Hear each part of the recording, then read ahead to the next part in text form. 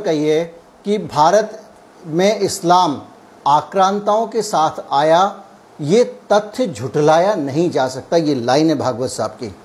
तो भागवत साहब को मैं करेक्ट कर दूं कि इतिहास का ज्ञान बढ़ा लेना चाहिए। जो बचपन से शाखाओं के बाद में, विकिर के बाद में होने वाली चकल्लस से जो ज्ञान आपको मिला है उससे आगे बढ़ें, थोड़ा सा अपने ज्ञान को विस्तृत करें। और मेरा सुझाव है कि थोड़ा वक्त निकाल कर, महाराष्ट्र से गुजरात बहुत दूर नहीं है, उनको गुजरात चले जाना चाहिए। और वो बड़ा आसान रास्ता मैं आपको बता रहा हूँ, भावनगर है गुजरात में, वहाँ पे घोंघा है, वहाँ पे एक ये मस्जिद मैं आपको दिखा रहा हूँ स्क्रीन पे, ये मस्जिद देख आनी चाहिए। ये मस्जिद हिंदुस्तान के इतिहास की बहुत महत्वपूर्ण मस्जिद है। और ये जब आप आक्रांताओं के आने की बात कहते हैं, महमूद गजनवी के आने की बात कहते हैं, तो उसके आने से भी 300-400 साल पहले से ये मस्जिद खड़ी है। ये मस्जिद उस ज़माने से इस भारत की धरती पर है, हमारे भारत की धरती पर है, जब मोहम्मद साहब जिंदा थे। ये उस समय की मस्जिद है।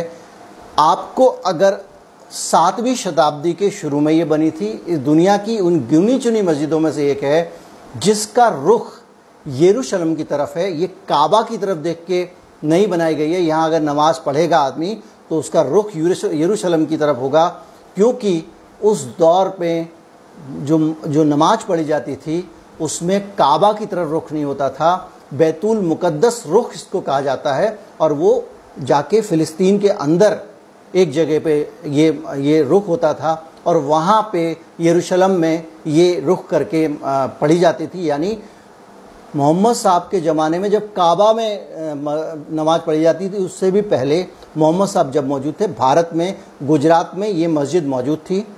और मैं आपसे निवेदन करूँगा भागवत साहब, कृपया इस मस्जिद को देखाएं, थोड़ा इतिहास का ज्ञान दुरुस्त होगा। आप बहुत कार्बन डेटिंग कराते हैं, इसकी भी करा लें, उससे और भी ज्ञान दुरुस्त होगा। और भगवान के लिए इस मस्जिद की आप हालत देखिए, दशा देखिए। ये भारत के इतिहास की धरोहर है। दुनिया में इस्लाम बाहर, अरब देशों से बाहर अगर कहीं पे आया तो भारत में सबसे पहले आया था। और जो शुरू में मस्जिदें बनी थी उन्हीं में से एक ये है, तो ये बड़ी निशानी है। मैं आपको गुजरात में ही नहीं रोकूंगा क्योंकि वीडियो लंबा हो जाएगा, मैं और आगे लेके चलता हूँ। चलिए भागवत साहब, केरल चलते हैं। केरल में मैं आपको लेके चलता हूँ उसी दौर, उसी 7वीं शताब्दी में आपको एक और मस्जिद मिलेगी जिसको कहते हैं प्राचीन मस्जिद है, और इसका नाम है, केरल के कोंडगलूर तालुका है, कोंडगलूर तालुका, वहाँ के मेथला गांव में ये मस्जिद आज भी है। इसका नाम है चेरामन जुमा मस्जिद। इस मस्जिद को बड़ी अच्छे से वहाँ मेंटेन किया गया है, लोगों ने इसका ख्याल रखा है। ये गुजरात में नहीं है, गुजरात में मेंटेन नहीं हो रही है, केरल में हो रही है। ये मस्जिद भी उससे भी पुरानी है, उसी दौर की मस्जिद है। और इस मस्जिद को 629 सन 629 में, आज सन 2100 है, इसे 629 में इसको बनाया गया था। और ये उससे 300-400 साल पहले बनी थी। ये दोनों मस्जिदें, एक और मैं आगे बताऊंगा, ये वही 5-7-10 साल के अंदर में बनी हैं। और इन सभी मस्जिद को बनाने वाले लोग आक्रांता नहीं थे। इसको बनाने वाले अरब के बहुत सारे व्यापारी थे जो उन दिनों आया करते थे।